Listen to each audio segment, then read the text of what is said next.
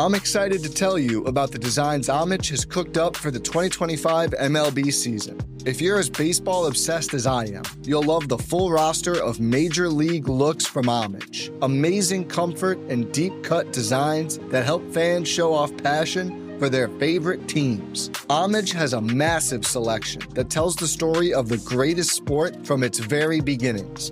Deep logo history, coast-to-coast stadium tours, and the biggest players from every era. Legends never die at Homage. If you need your new shirt for going to a ball game, Homage has you covered with its most comfortable fan clothing, and it's available for fans of all ages. This year's collection hits dinger after dinger after tater. Fleece, tees, bottoms, and more. And don't forget to check out the new starter jacket lineup, an iconic dugout look you don't want to miss. Heroes get remembered, but legends never die, and these looks go long, period. Check out the Homage MLB collection to find your team's coolest gear.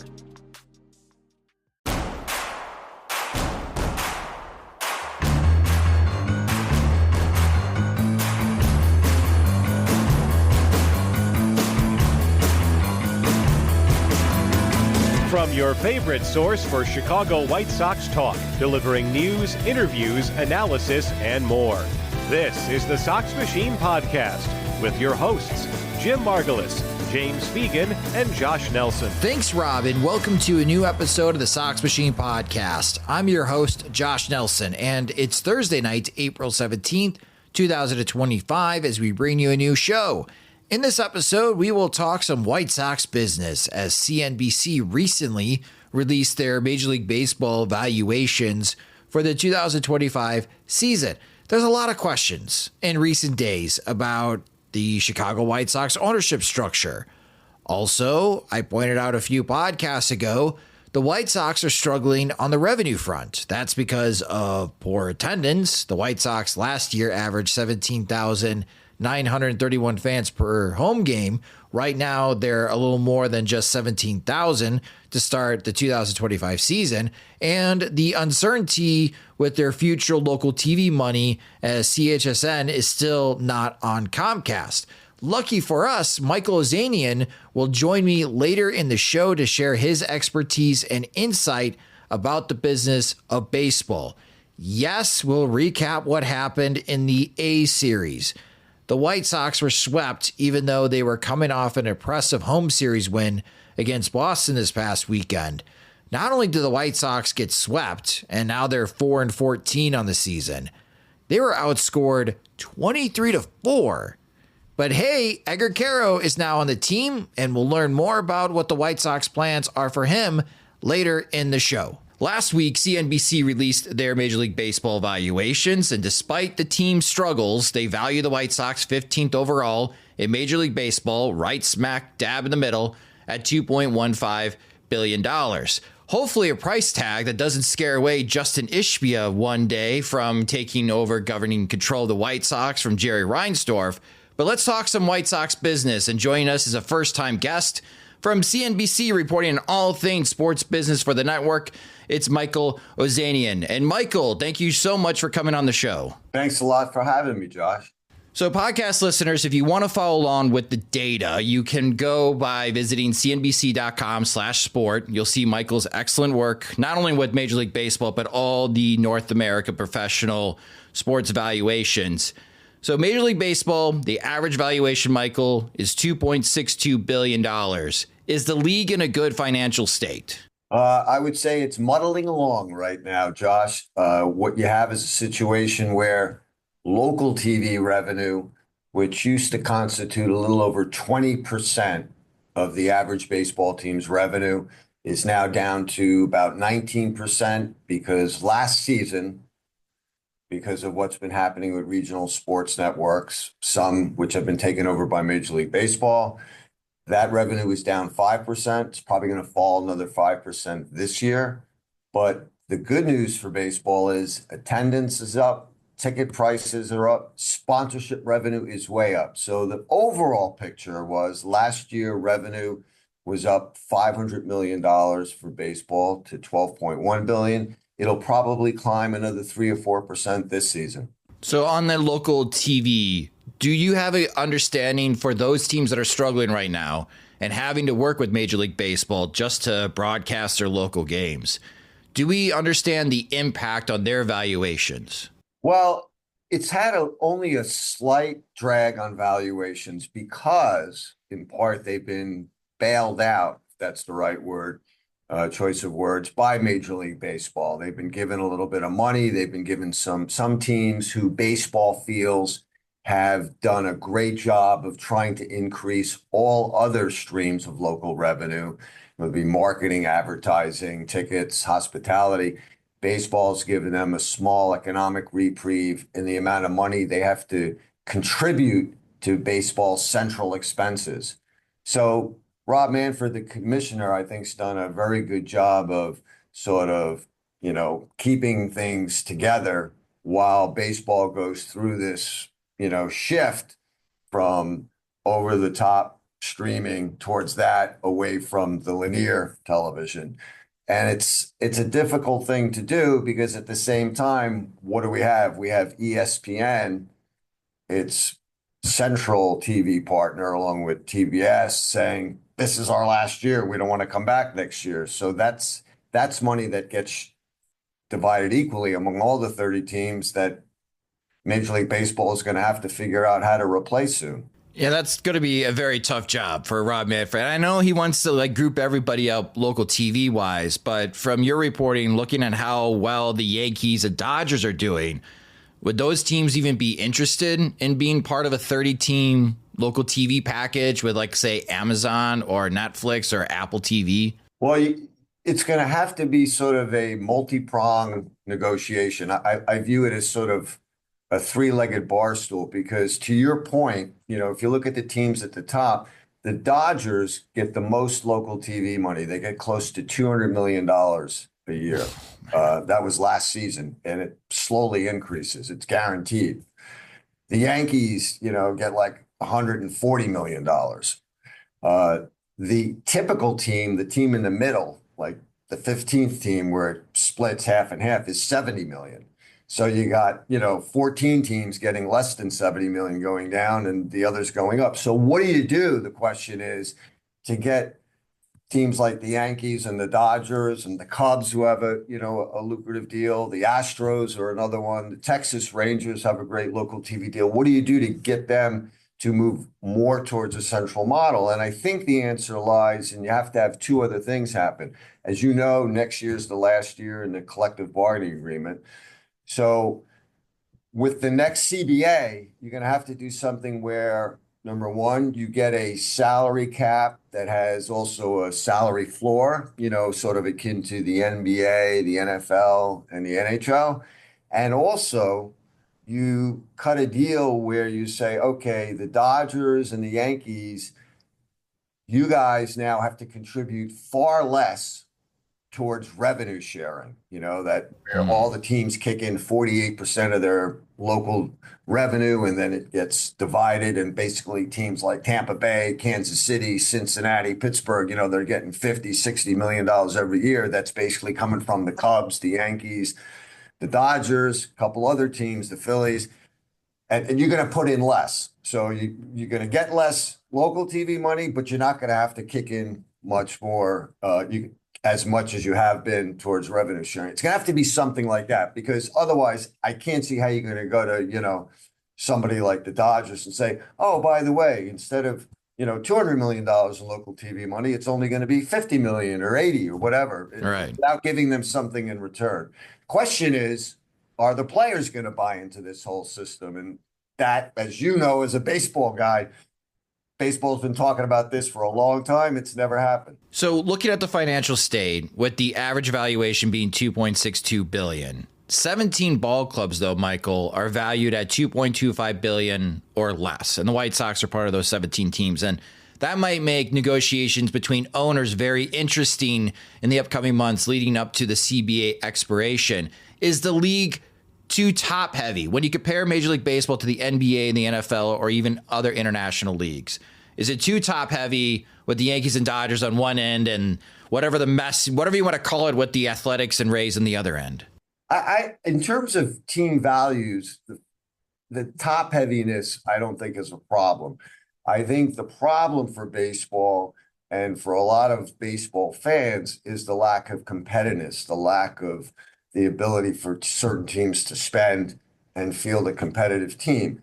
And also, to be fair, there are some teams that could spend more that don't. And that's one of the things, again, that bothers some of, the Yankees, Dodgers, and, some of the other teams that contribute a lot of money is that, they look at teams like the Pirates and certainly the White Sox are a team. I mean, how often have the White Sox had a good team? They're in a big market. And there are times when they have had a really good team. They do draw, they do generate the revenue. But, these teams haven't done that. And you've had some of the teams at the bottom who get money and don't spend it on players. The owners put it in their pocket.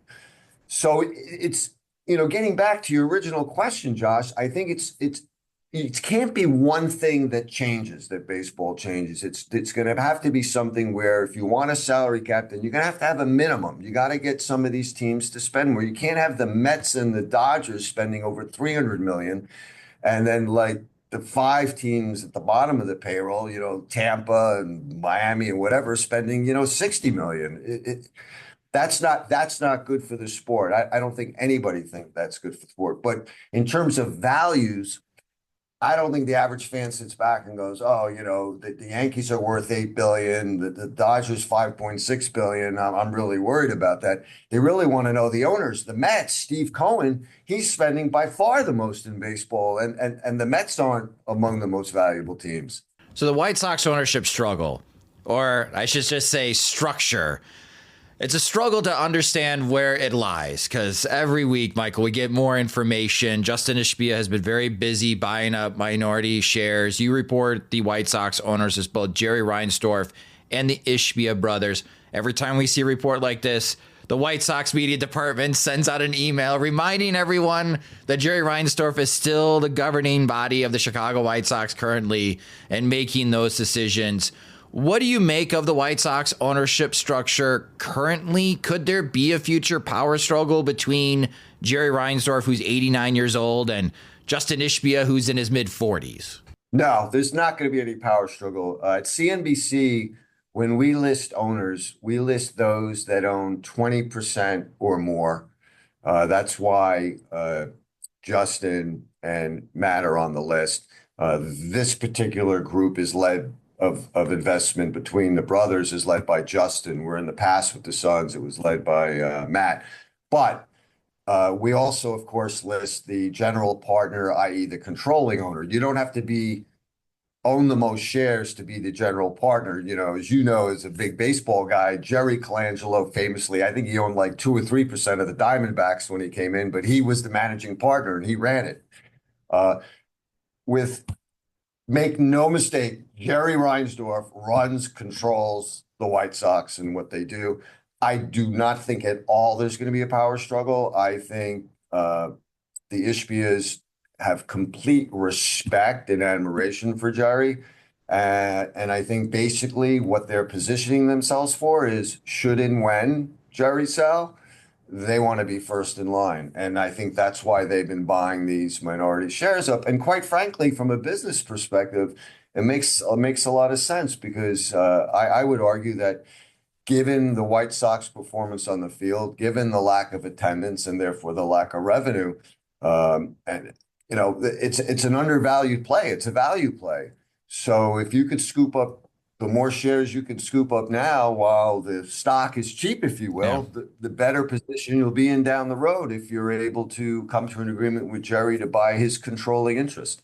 In Chicago, there's a lot of hope that when that transition happens, that Justin Ishbia will be putting a lot of money into the White Sox. There's some people within the White Sox business departments that love for the team to move to the Project 78 development, that open area to build a new stadium, moving out of Bridgeport. That will be a very contentious conversation between the diehard White Sox fan base and the franchise. But there's that hope that with Ishbia coming in, more money spent on players, hopefully a better team, the team can generate more revenue. How do you foresee that valuation changing for the White Sox when you have a new face or more cash coming in from Justin Ishbia? Do MLB teams get that boost like the Washington Commanders got when they changed ownership? Yeah, look, I think there's certainly the potential for that. In my opinion, the Ishbias are very smart guys. They're very data and analytical guys. So I see this, I think it's tied into what you and I were chatting about a couple of minutes ago, Josh, where I think if you're Ishbia, you're saying it's the team's at its low point.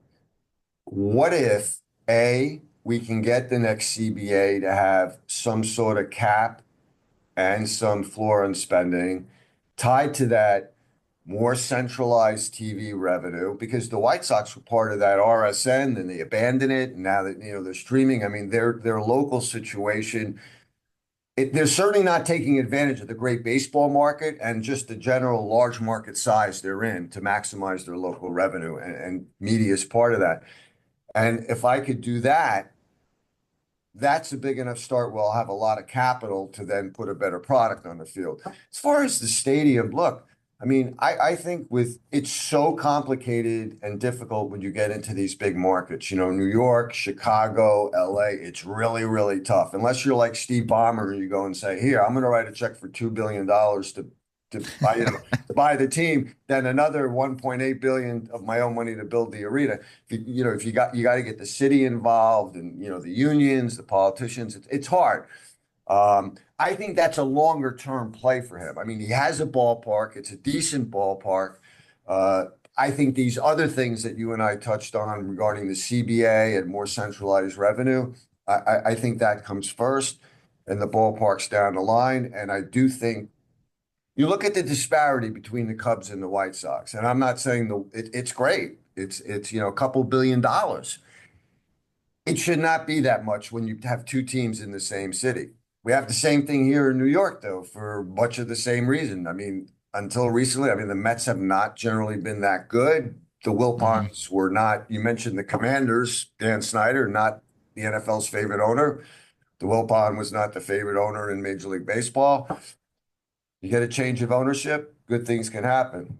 So for the markets itself, the New York teams, Los Angeles teams combined, when you look at revenue generated last year, the Yankees and Mets over 1.1 billion, the Dodgers and Angels over 1.1 billion, the Cubs and White Sox a little below 900 million, the San Francisco Bay Area with the Giants and Athletics a little more than 800 million, but now that's a one-team town. Is Chicago big enough to merit two major league teams, Michael, especially when you got the Cubs, you got the Ricketts family complaining that the Cubs can't keep up with the Joneses with the Yankees and Dodgers anymore? I think the Cubs can. They won't generate necessarily the revenue those teams do, but the Ricketts have done a great job.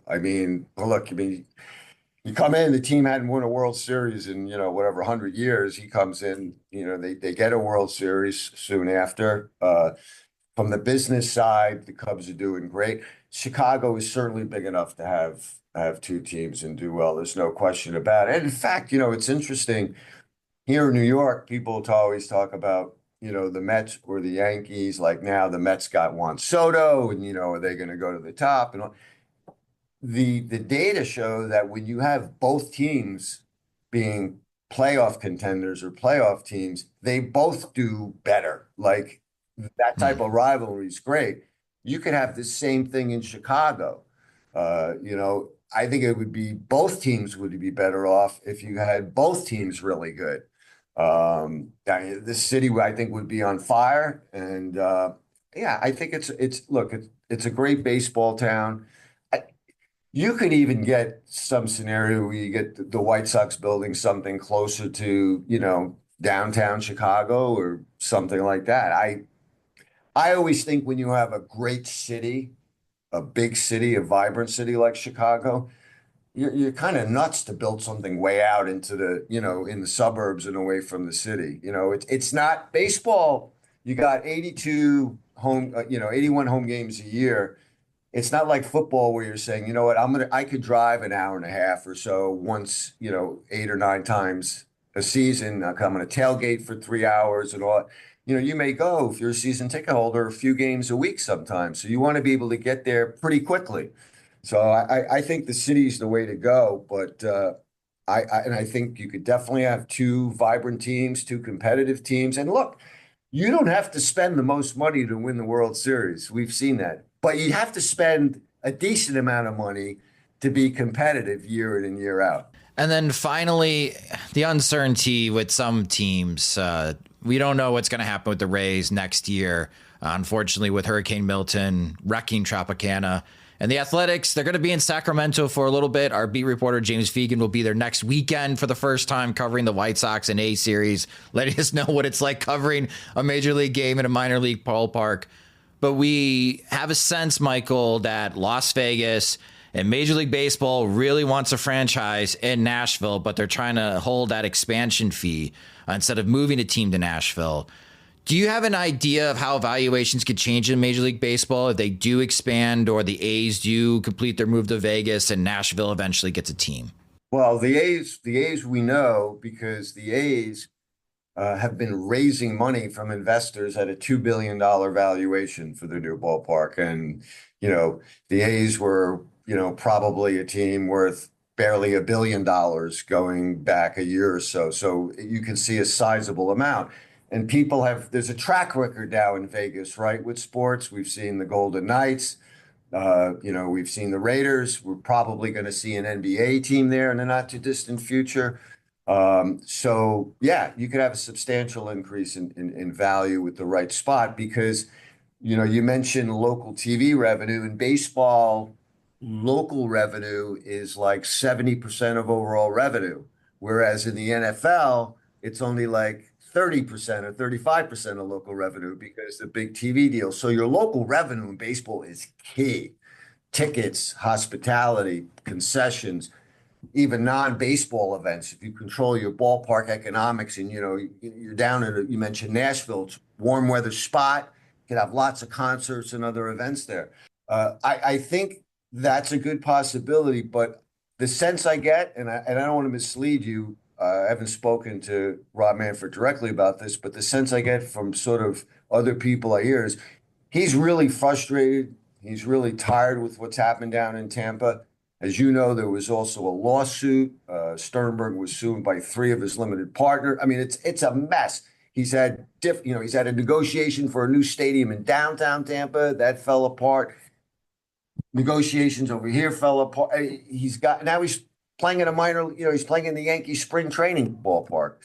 And that creates headaches for other teams too, because that's less money. That's more revenue sharing they're getting. So baseball's tired of bailing him out. Manfred's tired of his issues. I think I think if he would like that team to have a different owner.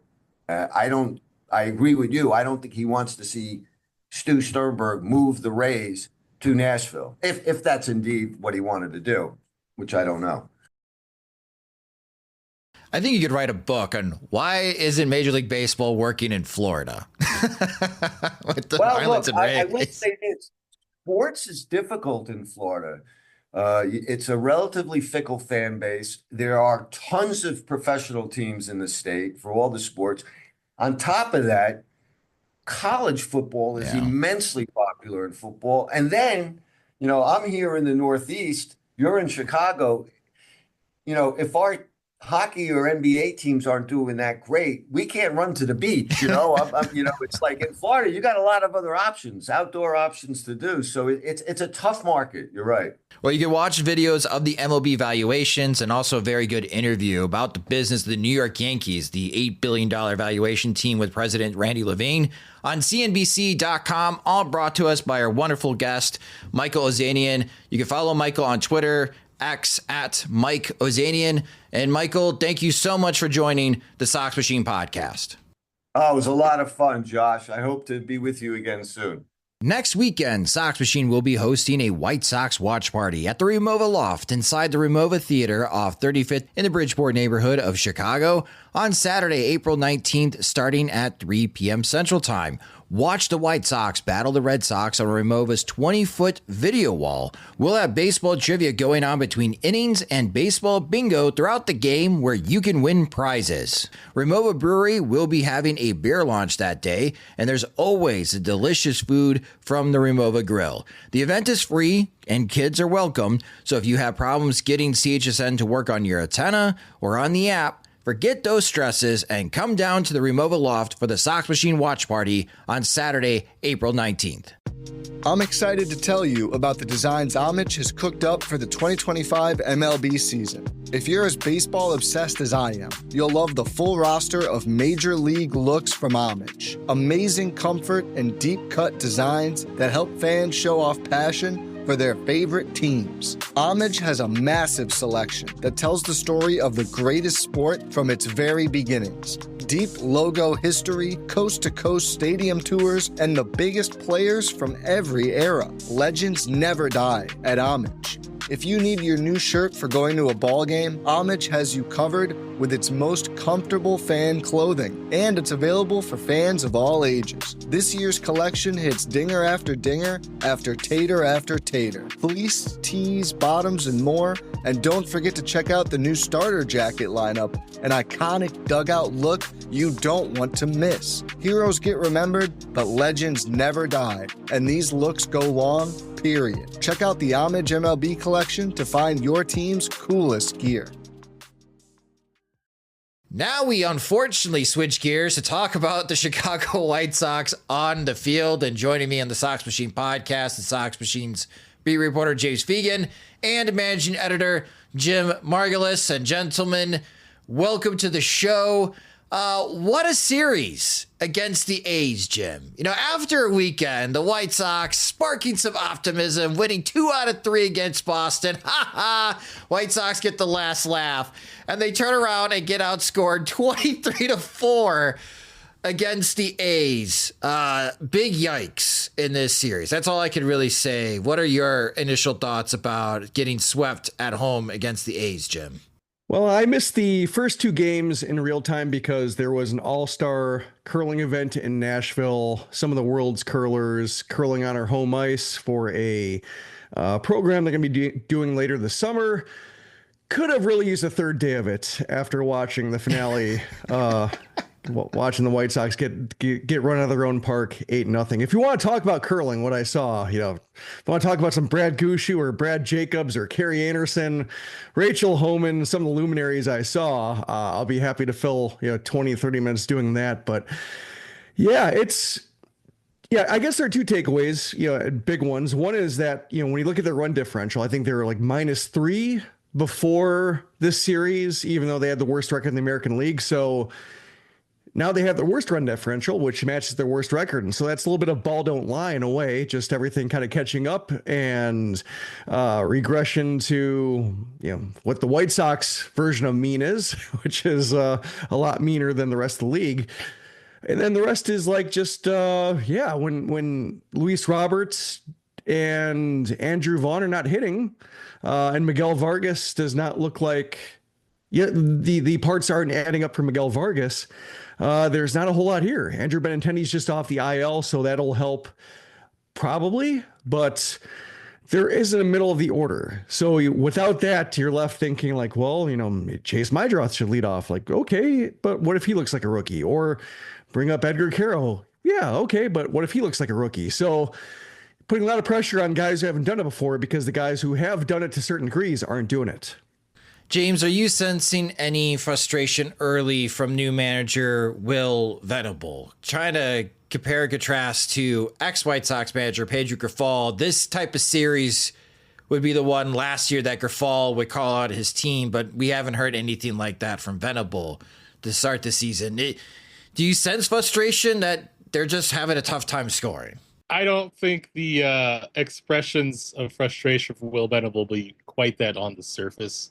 I wouldn't say the questions he got the last 2 days were trying to goad whether or not he'd kind of call out his team, but certainly taking the temperature on whether that was something that could be cajoled out of him, and there were no signs it could be. But the answers are getting, I think Will's going to be a very even-keeled press conference presence throughout.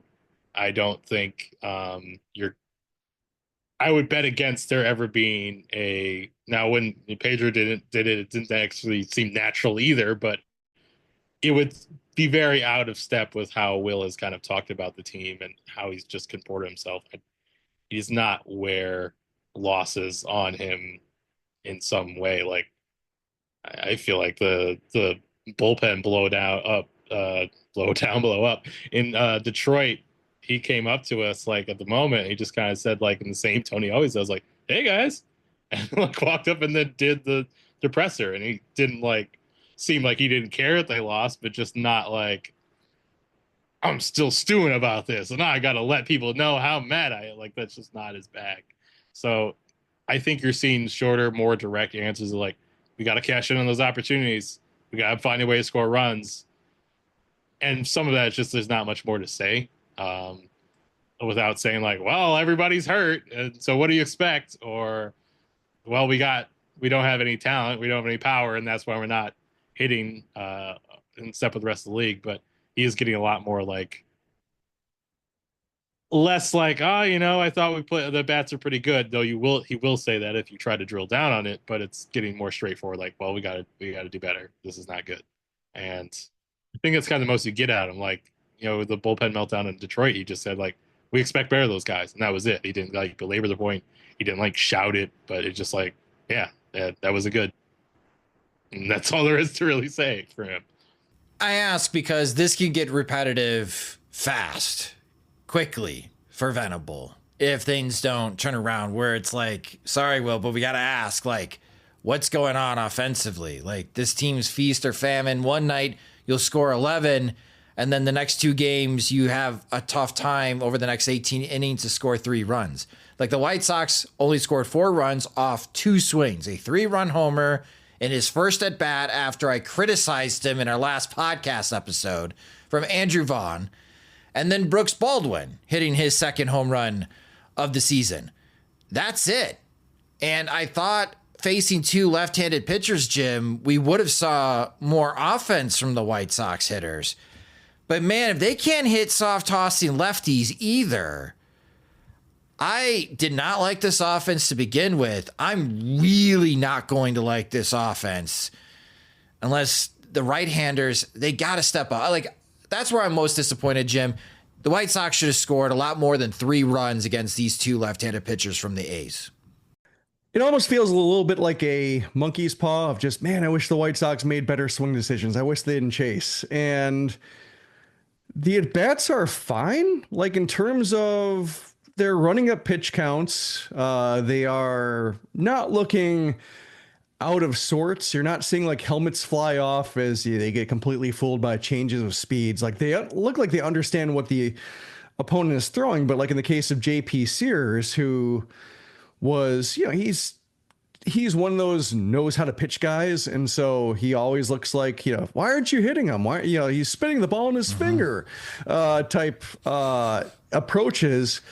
But even like third time through, like the contact never got loud. There's maybe, I think, 1 ball that registered among the hardest hit. Like the A's had the 10 of the 11 hardest hit balls. And, you'd see the White Sox extended a bat long enough until Sears made a mistake with a sweeper over the plate or something like that. And then like the contact is just like, it's a weird, almost like a 2-part swing, or like the contact is nowhere near the barrel, or it's like just the weird scooped up in the air to where it's, you just see it like, no, there's no hope there. Like, almost get to know what they're, you see them like getting into this battle where the more pitches you see, the more dangerous they become, and time to be dangerous and just piff, it fizzles out. And that's, I think, the early theme is just the lack of payoff. And it's one thing when, Andrew Vaughn is hitting warning track fly balls, or Miguel Vargas is doing the same, and you're seeing this, just wait till the weather warms up. But in the case of Thursday, that was not a weather warm up day. That was just nothing. That was just a lot of just soft, like soggy bats kind of just getting no resounding contact whatsoever. And then you see the ball flying out the other side, And yeah, unless the entire Pull side too. unless you see the entire A's team was corking or something like that, they do the Jason Grimsley thing where you sneak through the ceiling tiles to stash their entire inventory of bats. It's just clear that like it's just a very large talent gap when it comes to at least impacting the ball. So far for the White Sox, they are batting 190 against left-handed pitchers to start the season. Their team OPS is 542. It's not the worst in baseball. It is bottom 5 in baseball. The Minnesota Twins are batting 122 as a team. They have a team 393 OPS against left-handed pitching. So I guess that's a way of saying it could be worse for the White Sox. But I that's where it's just disappointed for me, is that they should have scored a lot more than 4 runs against the A's in this series, especially at home. But James, you wrote about him on SoxMachine.com. We got a chance to watch him make his major league debut. Edgar Caro is here for the Chicago White Sox. Is he here for the rest of the season? What's the game plan here? And I'm assuming if he is here for the rest of the season, that's not going to spell good news for somebody like Corey Lee. I think he would have to struggle to go down. I think certainly if he treads water, I can't imagine. Like, their hand wasn't really forced by the situation in some major way, especially when they kind of already made that proactive move to add Omar Narvaez onto the 40-man roster. Talking with Eric, and I guess that'll be in days, like he pointed out, like the 40-man situation. I mean, Edgar was going to be Rule 5 eligible at the end of this year, I imagine. But the 40-man situation with Teals, that they have, some options on him. There's not really a rush to get him up, so they're kind of in a position where he can kind of develop. They can kind of both develop as like kind of regular catchers at this point, where they're getting, they're not, probably won't catch more than 4 times a week, but they can be like soft starters or soft full-time guys. Like, I think you still use Matt Tice pretty, like, at least once a series in this current setup, and maybe there's some platooning going on where Tice is going to get on base against right-handed hitters, and Edgar's pretty clearly a superior right-handed hitter at this point, where it might hew a little bit closer to that. But I just feel like this gives them the runway to kind of give both him and Teal, catcher number 1A playing time and reps. And Edgar has kind of shown offensively he can probably tread water here with the way he started out. And yeah, I think when they acquired 2 top 100 catchers, I mean, obviously they already had Edgar, but to acquire Teal and have these guys in AAA that kind of already let where the clock was on Corey a little bit, that he'd really have to play really well to fend that off for any sustained period of time. And they definitely kind of played Tice as the 1A catcher coming into the year, as like saying that they wanted to stick closer to platooning. He's obviously started a lot against right-handed hitters, and they probably have him graded up a little bit higher as a game manager defensively as well at this point, and you can at least count on him to take walks. So I think things were already tilted that way. But now it's definitely with the injury, and probably still a ways off since he doesn't have a rehab assignment date or anything like that. You do wonder what they're going to do, because it doesn't seem like, I think it's a narrower path to him becoming like a regular catcher or a backup, but like the athleticism is such where I'd be hesitant to really set the sun on Corey being like a good backup at some point. However, it's not that dire as I'm talking about. Like, he has a minor league option. I'm sure he wouldn't be thrilled by the option of going it, but you can essentially play him at Charlotte through the end of this year and see if he gets meaningfully better at some of the things he's working on. He's obviously played a lot at Charlotte, but I don't think that they're going to pivot from Edgar unless the performance kind of says like, all right, it's good for him to go back to AAA at this point. It's a lot earlier than I was expecting, but then again, injuries may have forced the hand. Edgar Caro was hitting in Charlotte, so maybe he was forcing the issue as well. Jim, it sounded like last year we would have seen Caro if he didn't hurt his back. Yeah, it's maybe like a month earlier than I expected. Like, I thought maybe by mid-May, you might see something when you just have like a month of minor league runway to be able to judge a hitter off of and make sure it's more than a hot week or a weak opponent, because of the 6-game series that can kind of skew things. But I think there is value in both Teal and Caro getting dedicated playing time, like the playing time they would get if they were the no mistaking top catching prospect in the organization, which each was before they were, they pulled off the Teal trade and they were brought in the same organization. So there's value there. I'm not worried about Caro being rushed, even if like the performance isn't there. He's hitting well enough. He has hit like he hit even with around the weird back issue last year. The performance is fine. So aren't really any doubts there. The game's pretty solid. It's just a matter of like probably approach and piecing together how he's being attacked more than like physical tools limiting him, because he seems like he stays within his game pretty well. Having talked to Carroll a couple times and reading James's quotes, like one of my favorite attributes of his is that he's very honest and blunt in a charming way. And I think part of it might be, English is a second language. So he does pick more, he doesn't soft pedal descriptions, but also it seems like he's comfortable having those words directly relayed. Like if he says he's having a good year, he's having a good year. If he says he was a little fat, he was a little fat. Like he doesn't really mince words. So I think I would take that as like he understands how his game's working pretty well. I mean, it's not working. Either he'll be able to address it or why the White Sox are doing what they're doing with playing time. So among all the White Sox prospects who could get called up, like I thought Mydroth was fine because he proved it all last year. Caro is fine because of what he's shown. When you get to like Ramos, who had the strange year and the injury this spring, or Montgomery, the way they're trying to pump him up into an opening day starter, like didn't get that at all. So I think that's, that's kind of how I draw it in terms of like, did he show everything he could show at AAA in a reasonable sample size? I think Caro has to at least see what he looks like. The topic that's on mind after Edgar Caro's debut, who went 0 for 3 with the strikeout, but that is just his first game. We'll see how he fares, especially this upcoming 10-game road trip for the Chicago White Sox. We'll preview the first leg. He had a guy catch a comebacker behind his back. That's true. Like, he had a lot of welcome to the big leagues going on. That is true. He may have gotten robbed, but and 102 mile per hour line drive to right. So 2 lineouts and a hit by pitch and a strikeout. Not bad. Not bad. We'll see if he gets his first hit in the upcoming 10-game road trip for the Chicago White Sox. We'll preview the first leg in Boston in a moment. But before we get to that preview, any ideas on how the White Sox could get more offense? Because Miguel Vargas, Andrew Vaughn, and Luis Robert lead the team in at-bats. All three have a season OPS below 500. Andrew Vaughn, give him credit. He's got a higher batting average than Luis Robert. Vaughn's now batting 138, and Robert is batting 136. In the lineup against the A's on Thursday, only Chase Mydroth, Lenine Sosa, stand up and rise, Lennonites, and Brooks Baldwin. That's it. The only 3 guys in the starting lineup for the White Sox with a batting average above 200.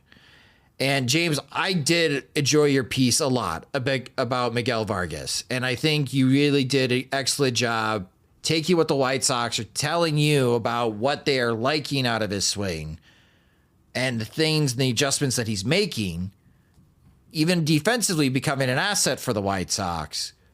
But we're not seeing results. Like, what are the results going to come? Are we really just leaning on when the weather is warm? Well, if that's true, the A's would have scored 18 runs today against the White Sox. It also works in favor of the opposing bat. So any ideas, James? We could cheat now, like torpedo bats, metal bats, the White Sox batter's boxes on top of the pitcher's mound. What do the White Sox have to do to score more runs? It was difficult writing that article about Vargas because there's a lot of positive indicators for it, and there's a lot of things that are clearly better. And I don't think he's as lost as he was last year.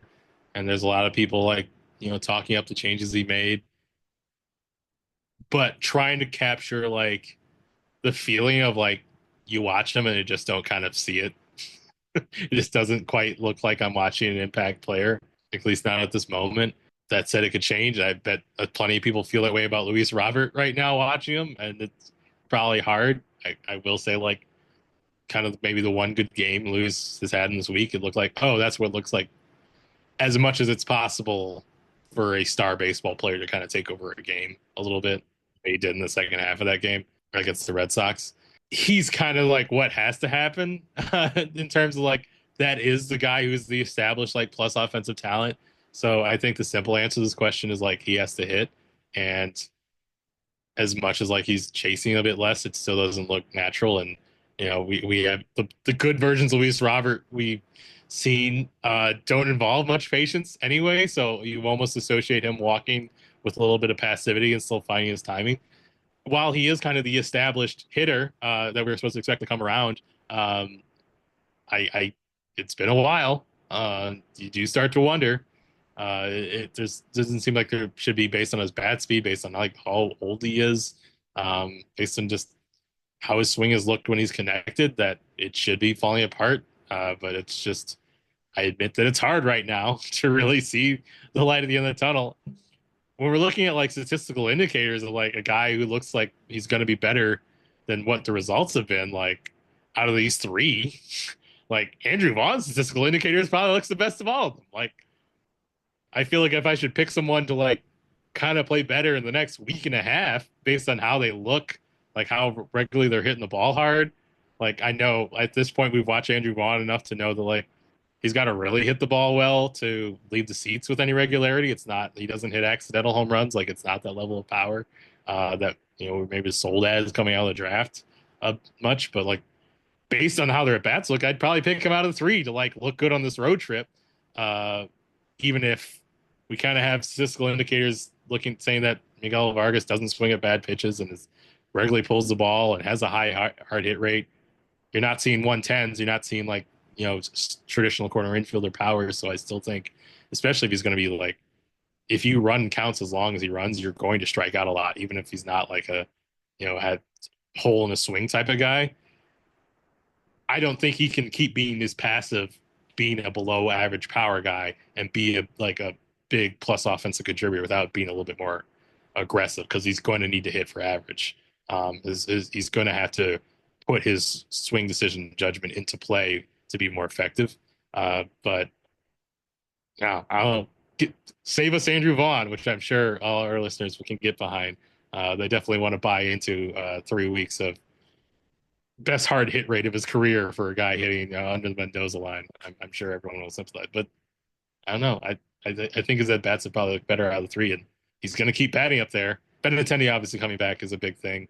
They're not going to get platoon back with Slater and Tauchman anytime soon. But if you have Benintendi, if you have a bit more, if Caro kind of figures into that DH mix, and obviously pumped him up so much in spring training, and he is like in AAA and seemingly close to helping. Brandon Drury saved the season just like we all anticipated. Maybe that's the solution to it. Andrew Vaughn is on a 4-game hitting streak. He went 3 for 12 in the series against the A's. So maybe, just maybe, he is starting to break out of his funk. Jim, how would you cheat? How should the White Sox cheat to score more runs? I'm thinking tennis balls. Like the opposing team has to throw tennis balls. I think they should be allowed to have a 27-out inning. And the other team gets 9 innings, 3 outs per, and has 3 starts. That might be the way they score 6-7 runs in a game. That's my proposal. Because you look at like the playing time, plate appearances.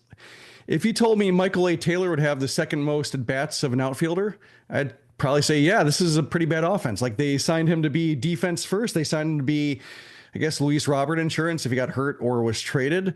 He had a 500 something OPS with Pittsburgh last year, and he's a year older. You'd figure like, yeah, you don't want him batting, and he's batting an awful lot. And it's there's been some decent events with him involved at the plate, but chances are the returns are going to diminish, and they have, and he's in that sub 200 gang. So yeah, that's Travis Jankowski and Joshua Palacios have as many or more plate appearances as Mike Tauchman, which I think is, and Joshua Palacios, like if you told me the White Sox signed him, I would immediately think Richie. Like I don't have a concept of Joshua Palacios. I knew he existed, like I've seen his name, but I would just keep thinking Richie until I saw maybe an at bat, and still probably he hasn't really crossed the White Sox radar in terms of being on an opponent or anything like that. So probably would still blank on him. And now he's a critical pinch hitting option. Will Venables willing to go lefty with Joshua Palacios at the plate, a guy that I couldn't identify before the Charlotte Knights signed him after opening day. It's pretty dire. So yeah, I think you're really going to have to expand the number of at-bats the White Sox can take in an inning to score a run in order to get this offense up to league average. I like it. Let us know how you want the White Sox to cheat in the upcoming road trip in order for them to score more runs, to at least make it more entertaining. Before we move over to Boston, I do want to chime in about the A's, and especially the top of their order. James's guy, Lawrence Butler, which he has been bragging about on his fantasy baseball team. Tyler Soderstrom, currently leading all of Major League Baseball in home runs. He had 3 in this series against the White Sox. He has 9 home runs for the season. You got Jack Wilson at shortstop. You got Brett Rooker, who signed that contract extension, professional hitter. JJ Bleday, we'll see what he turns into. But James, you got a chance to watch this Athletics team over the last 3 games. They're 7-3 away from Sacramento. They're currently 9-10. They're kind of sneaky here. Like, especially the first 4 guys in this lineup, they could do some damage, or they are doing some damage. I wonder just how sustainable it is, but I much rather have what the A's currently have offensively than what the White Sox do. Jacob Wilson, I believe Jack Wilson has that long last hung up complete. Sorry, Jacob. Yes. Yeah. Sorry. Lawrence Butler had let's see, 13 points in fantasy today. I'm just noticing. I wasn't wishing for any result or outcome of any kind. They remind me of the 2019 Sox. Okay. I don't like the pitching's not there to really think. I mean, I think they're probably a bit better. I think they're deeper than that. And having kind of guys like Wilson, down the lineup who are I think are worth watching. But like, I just remember like a late 2019 White Sox game. I want to say it was in Seattle, where they just had like Abreu, Moncada, and Anderson were like probably all had multi-hit games, and like seeing them all like cooking at once, like at the top of that order, especially when they all broke out, I was like, this is kind of fun to watch. Like, this is when these guys are like going, like, this is really talented, and like their best games are going to win games. Like, if these guys all go off or are all like, productive, they can win games. That's not going to happen every night, because that's not how it happens when you have kind of half of a championship level order. And they certainly don't have like the pitching to really, nor did the 2019 Sox in any form. I don't know if the A's have their kind of Lucas Giolito breaking out the way that Sox team had, but they seem like they're in this like kind of fun intermediary step where you can kind of see what the core will or should or could be, and the nights where that's really kind of in order, it looks like a contending team, because like their top can really kind of bang with everybody. Now, I don't know if it's really fits for it to be an intermediary step to contention, because like, Brent Rooker's a little bit older. It's kind of some urgency there if you want to be him to be a big part of that. But I think they're a fun little team, and certainly a lot better than this team. Yeah, I know you had the curling tournament, Jim. You missed the first 2 games, but watching today, what did you think about the A's? The one guy who stands out to me in terms of being instructive for like what the White Sox are trying to do is JJ Bleday. Just in terms of the acquisition cost of the A's getting him, he cost AJ Puck. Bleday is a first-round pick, I believe, and out of Vanderbilt, major program guy. Didn't really take, till his mid-20s, gets traded a couple times, and then ends up in Oakland, and then just starts mashing, in a limited role, but maybe not like an everyday outfielder mashing, but certainly a platoon, the strong side of it. And showing the with the A's not playing for much, you have the ability to stretch him out a little bit, get him out of his comfort areas, play him in center, try to maximize his value, and that's somebody the White Sox need. And I wondered, when they're trying to make the Eric Fetty trade, like I think that's what they're trying to get with Miguel Vargas, somebody post hype. And right now you're not seeing the same ability to hit 20 plus homers that you're seeing out of Bleday, but that's the kind of hit that the White Sox need with these trades when they're, whether it's Robert or whoever, the guy I was thinking of in terms of, tied to the White Sox, or whether fans are coming up with trade ideas like Heston Kjerstad with Baltimore. Like, he keeps getting blocked. He's got this hype, and he's had some misfortune befall him with illness and injury, but he also has hit in the minors when given a chance, and he just needs some runway. And the White Sox need a guy like him. And the Orioles have been really keeping their powder dry, I think, to their detriment in terms of trading guys or signing guys using any kind of payroll room to add to their team. But Bleday, I think, is proof of concept for, I think, what the White Sox try to do with Vargas, and I think what they need to do in terms of just, if the farm system looks this short on impact power bats coming up, especially if Montgomery, Colson, that is, if he's not going to be what they thought he was going to be, they need somebody who can pop 20 homers, even if it's in a platoon role or somebody has to be rotated out defensively. For all the years complaining that the White Sox had too many DHs, like, they could use a DH right now. They could use any bat first guy and absorb bad defense, just get some power in there. So, as the White Sox look for their next series of trades, because they're still in the process of trading away whatever good players they have for acquiring guys, that's and looking for post type prospects, like Bleday would be the kind of outcome you're looking for. Well, the White Sox are 4-14 as they head out on the road. They're 4-8 at home, which means if you do the math, they have yet to win a road game, and they are now embarking on a 10-game road trip, starting in Boston for 4 games, then to Minneapolis for 3 games, and then heading to Sacramento to take on the Athletics again. James will be making that trek to Sacramento, reporting for us at Sox Machine. Again, huge thank you to all of our Sox Machine subscribers making that possible. Let's preview this series against the Boston Red Sox. The Red Sox are 10-10 on the year. They're 2.5 games back in the American League East. Season series advantage goes to the White Sox. Again, the White Sox this past weekend won 2 out of 3 against Boston, and nobody in Boston was very happy about that.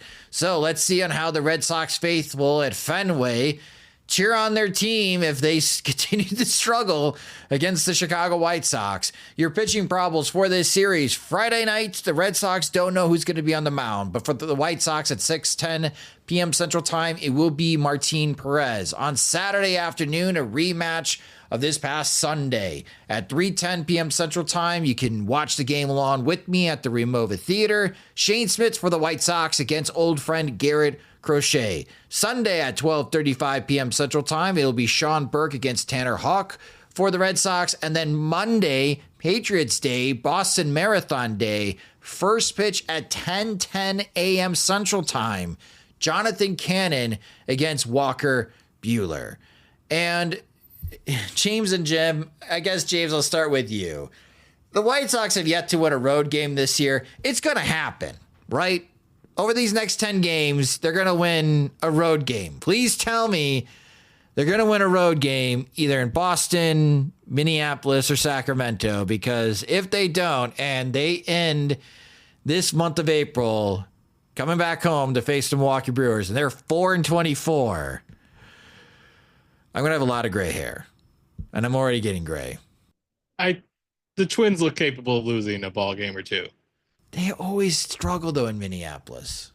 That's the thing that scares me about this road trip. Not any more than I feel they always struggle everywhere of the last few years. Just Byron Buxton's involved a lot, so it feels more acute. They're having attendance issues in Minneapolis. That's something that Twins Twitter is like pointing out, is how poorly attended their games have been. Their vibes are not great. Vibes are not good. They're not good. I did want to note a statistic. Tyler Soderstrom has 9 home runs. The White Sox have 12 as a team. Tyler Soderstrom homered 3 times in the series. The White Sox both homered twice in the series, and 2 is the I think they got 4 or 5 people tied with that as the team lead in home runs. So I don't like the equivalent of like a more advanced alien creature like landing and like on a new planet and like scaring everybody with his advanced technology was like Tyler Trump's power this weekend in rate field, I should say. White Sox could use a Soderstrom. Jim, how about you? Do you think the White Sox win a game? They have to. They have to win a game over this road trip. Yeah, I mean, Boston, we just saw that they're a little bit off. We're seeing the Twins, the theory of decay there with just letting what they built go to rot because of distracted ownership that has one foot out the door but can't be allowed to leave. So I think in one of those two places, I think before they get to Oakland, they do get their road win. Did you see Tanner Houck's line his last time out? No, I just saw the Red Sox fans having a meltdown about him. Yeah, it reminds me of one of those lines that you see like from 1910's box scores where like a pitcher has a club foot and is probably drunk on the mound.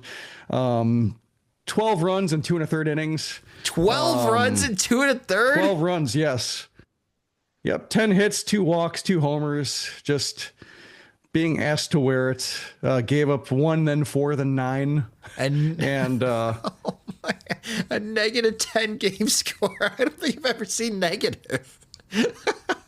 Poor guy. I think I have, but I don't think I've seen negative for 2 innings. Usually it's the guy getting knocked out in the first, like a kind of a classic Dylan Covey start, or at least that's when the magic wore off. But yeah, I mean, like they've had enough clunkers, and you're dropping 2 out of 3 against the White Sox to where I wouldn't look past the Red Sox either. The Garrett Crochet start is funny. It feels to me like either like the White Sox will beat him or he'll finish the job and no hit him. Like no in between. Like there won't be just an ordinary grinding out 5 1/3 of 2-run ball and getting the win somehow. It feels like it'll either be spectacular success or failure. No in between. So we'll see how that theory holds up. But they just not look prepared for Crochet. Nice reminder, having watched him, what it looks like when he's able to pitch past the 4th, which is something I think you could just forget that he could do and still look powerful with a very, limited pitch mix or, he's not mixing it up. He's going right at him. And the White Sox offense is such to where you can go right at him. And, so that's why I think, Crochet probably will be in line for more success, but there are weak spots elsewhere with Boston. And then, the Twins, it seemed like the White Sox let him off the hook in Chicago for a season or series win, I should say. So tee him up again. Yeah, it's not good. It'll be a tough 10-game road trip for the White Sox. Again, it starts in Boston, then they go to the middle of the country to Minneapolis, and they finish it up in Sacramento before heading home. They have the day off, and then they host the Milwaukee Brewers and the Houston Astros. So that's how they end April and start May. Again, the White Sox are 4-14. We are holding out hope that we're going to see more positive results. Let's see how this 10-game road trip goes for the White Sox. Hopefully, on Friday night, Martin Perez continues to deal, and the White Sox find a way to score 4 runs in a game. Let's just try that. It's very feast or famine right now. But fingers crossed the White Sox finally get on the board, get off the schneid with this upcoming road trip. That will do it for this episode of the Sox Machine podcast. Thank you guys so much for listening. It was a very enjoyable conversation with Michael Ozanian from CNBC at the beginning part to talk a little bit about Major League Baseball business and, of course, White Sox business as well. And then recapping the clunker that was the A series and then looking ahead to this 10-game road trip as the White Sox kick it off in Boston. Can't wait to see many of you at the Remova Theater for that Saturday watch party. Again, it starts at 3 o'clock at the Remova Theater off of 35th and Halstead. There is parking available across the street from the theater if you do decide to drive. And it is free to come to the watch party. So again, look forward to seeing everyone there. That will do it for this episode of the Sox Machine podcast. You can subscribe to the show wherever you listen to podcasts, such as Spotify and Apple Music. You can also listen and watch the show and our other videos on our YouTube channel at youtube.com/Sox Machine. Follow us on social media. We're on all the platforms at Sox Machine. You can follow James at JR Fegan. You can follow me at SoxMachine_Josh. And yes, we are also on Blue Sky.